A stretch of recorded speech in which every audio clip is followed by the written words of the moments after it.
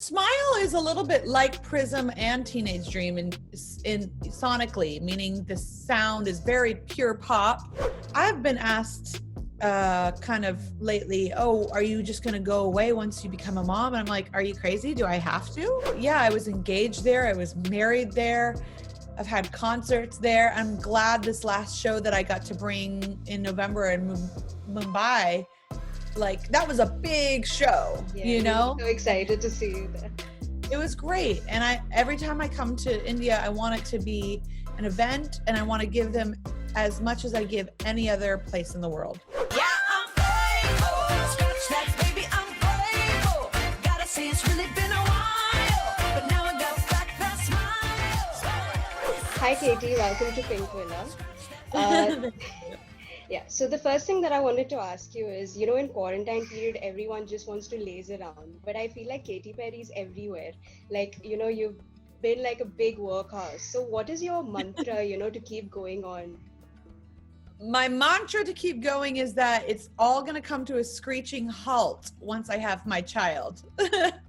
I guess my mantra, it's funny. Like, I love working. I love,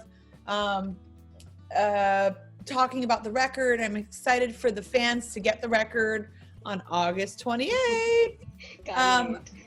But I love what I do. I love performing. I love writing. I love the fan interaction. I love people. But I do know that my life is about to change, so I wanted to do all of it before it does. Yeah. And I love challenges. So of course, everyone's had their own set of challenges during this time. Some of it has been really difficult for people, and some of it, it's just sheer boredom for some people. But I think that it's what you make of this time when you really look back. And, I've been keeping innovative and creative and thinking outside the box, and not just forfeiting and going, oh, I can't do it. Everything is too hard. Yes, everything is probably 3 times as hard as it usually is, but I think you get a little bit more grit, or you learn a little bit more of a life skill when you can overcome it. Okay. Speaking of your album Smile, I feel like, when you go through the track list, I feel like it's your most personal yet. So how would you say Smile is different from your previous albums? Smile is a little bit like Prism and Teenage Dream in sonically, meaning the sound is very pure pop. But it's different. It's got a lot of thoughtfulness in it. Everything has got a message. It's always layered. Like, you can enjoy a song, you can enjoy one of my songs just as it is, or you can dive deep into the meaning and the message if you really want to.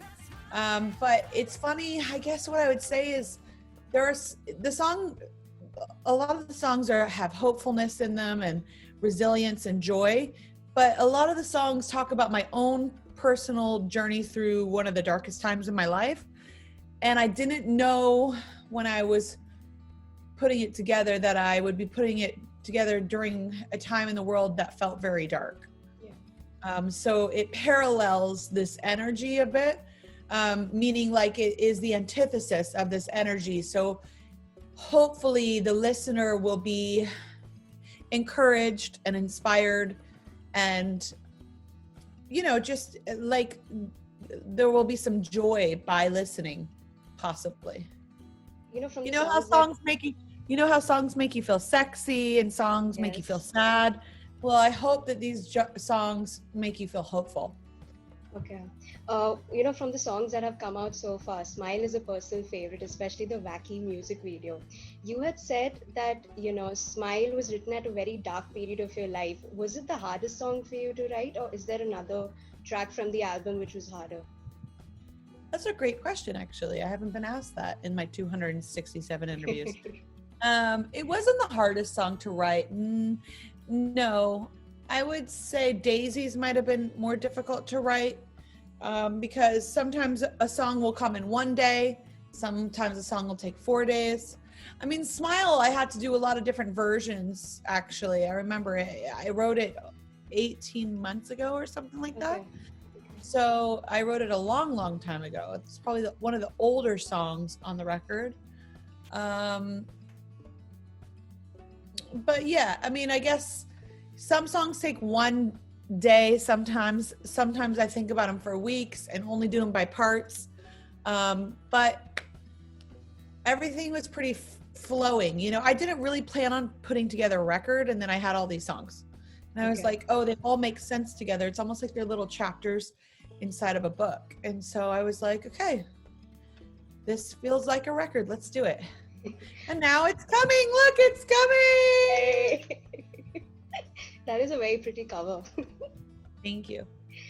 So, you know, you have a song called Smile, and then you have a song called Teary Eyes, and, you know, Cry About It Later. And like you said, you know, it feels like Katy Perry's personal diary with, you know, separate chapters. So do you think Smile is like a celebration of sorrow, but also moving on, like you're celebrating, you know, all your inner, like whatever struggles that you've been through and you're rising on top of it? Is that what you'd say Smile is? Oh, hello? Sorry, Nugget's gonna bark.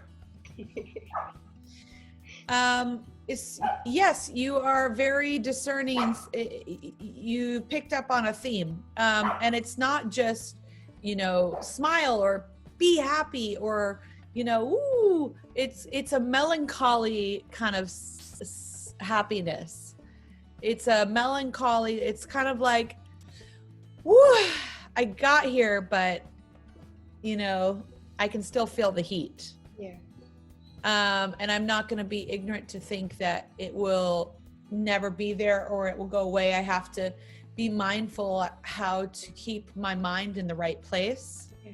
You know, I believe that like your mental well-being is so important, and a lot of people don't talk about it. I know in India there's a lot of stigma around Yes. it, just from some of my friends that live there, and they talk about how important it is to raise awareness and to not make it feel so foreign. Like, you know, you go to the doctor if you break your arm or if you have a problem with one of your organs. What about your brain? Your brain is so important. It's actually, I think, one of your most important organs. I think that if you can control the way or like really steer the way that you think about life and about your life, you can open doors. It's a very magical thing. You can really have a better time at life, because you can see people that have it all, and then what they don't have is their right mind. Yeah. And you're like, okay, they've lost their mind, even though they seem to have the best view from the mountaintop. You know, he hasn't heard the whole thing, actually. I don't think I've actually sat him down and said, listen to this record. But I think he's heard almost every single song. Okay. But I'm going to make him do it. I promise you. We're going to go on a long drive. I'm going to say, listen. But, you know, for instance, he doesn't like sit me down and say, watch this watch movie. every single movie that comes out. But we do. Like, I will ask his opinion, and I'm sure he's heard probably 11 out of 12 songs, if not all of them. But I value his opinion and he values mine. And, you know, I always come to him when I have a question about what I want to know, like I want some feedback. Yeah. I want some real feedback. And he's a different demographic. He's male. He's 43.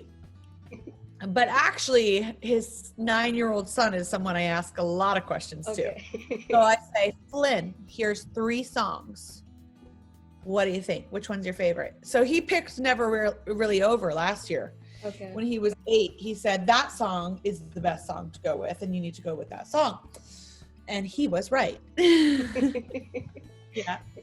So you had recently said in an interview that a surprise dedication to your daughter would be what makes a woman. So what exactly is the message that you know, the title itself is so empowering. So what is the message that you'd want to send across to your daughter, not just your daughter, but, you know, all women all over the world? What is the message?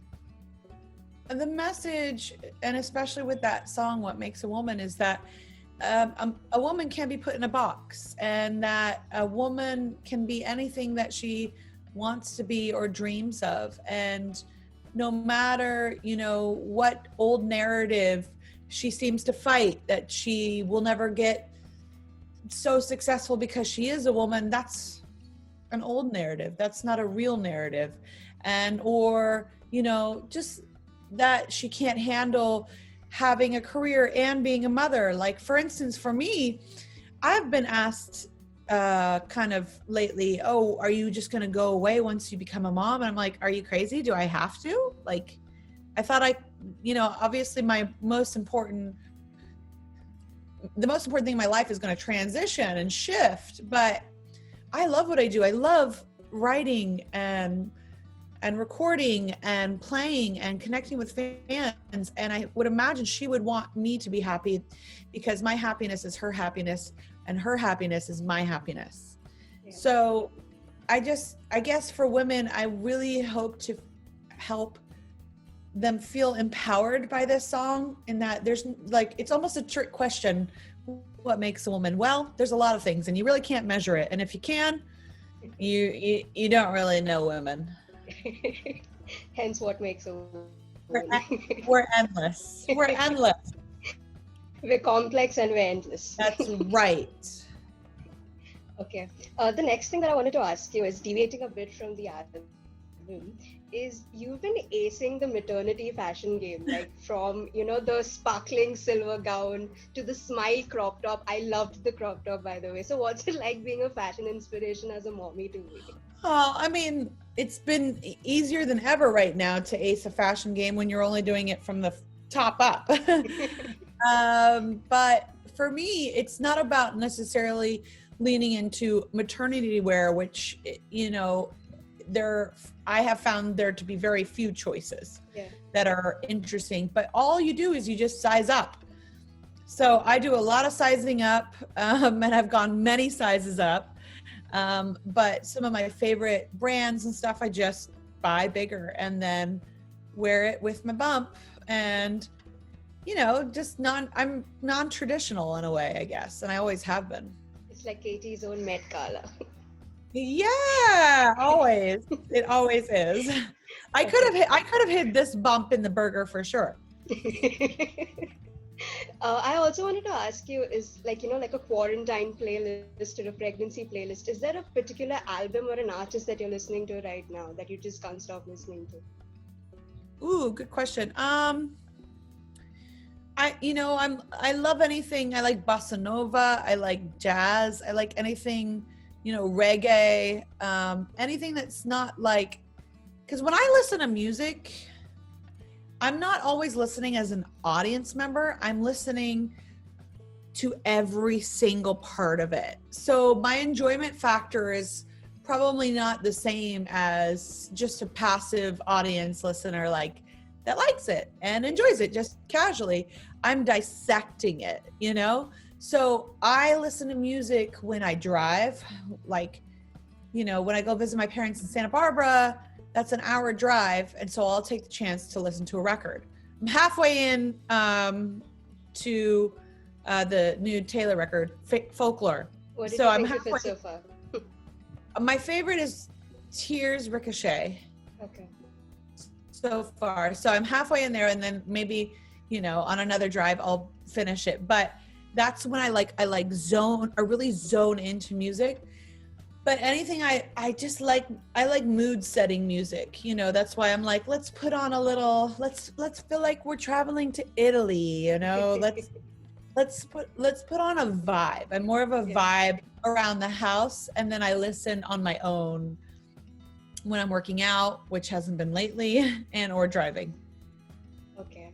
I also wanted to ask you, I feel like you have a very special connection with India. Like whenever you come here, I feel like, there's that special connect, like even last year when you had come and you had met Bollywood celebrities and all. So what do you think it is about you and India that, connects you so well?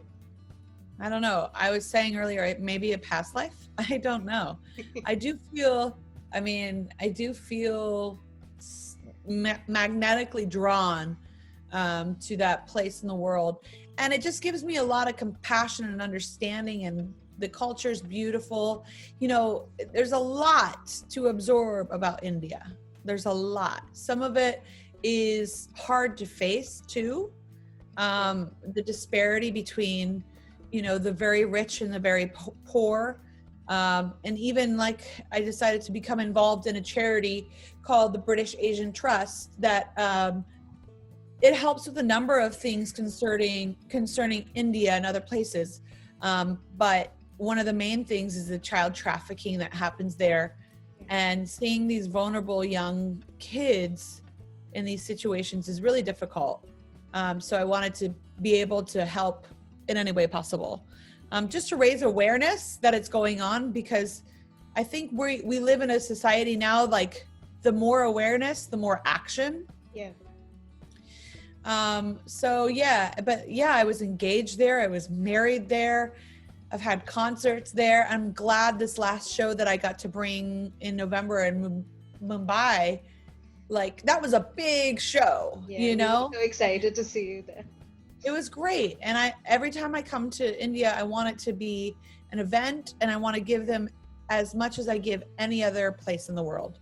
Yeah. So sometimes that takes a lot of, it takes a lot of planning, you know, but yeah, I have this kind of mystical connection with India. Okay, and the final question that I wanted to ask you is, like, you're going to be, you know, welcoming a baby anytime soon. Firstly, congratulations on that. So, I mean, is there a baby name decided? How are you gearing up? Like, are you like pumped up, nervous? How is it going? I'm not nervous. I'm excited. I'm feeling more prepared. I think I'm ready. I've seen my sister give birth to her 2 daughters in her living room.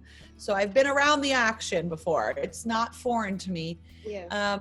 We have some ideas for the baby name, of course, but we haven't landed on one until we meet her. Okay. Although someone has already guessed it. Oh. Yeah. I don't know how they did that, but it's amazing. People are smart. People are very, very smart. Well, I'm not sure if that's actually it, but one of the options. Karishma is an option, by the way. It starts with K, just saying. What'd you say? Karishma, my name, if you want an option. Okay, all right, there we go. What does your name mean? Miracle. Miracle. Oh, miracle. Oh, awesome. How do you say it? Karishma. Karishma. That's so beautiful. Yeah, perfect. Perfect. Thank you. Well, let's add it to the list. Yes, done. Anyways, thank you so much, Katie, and best of luck for everything. And hopefully the album is a huge hit.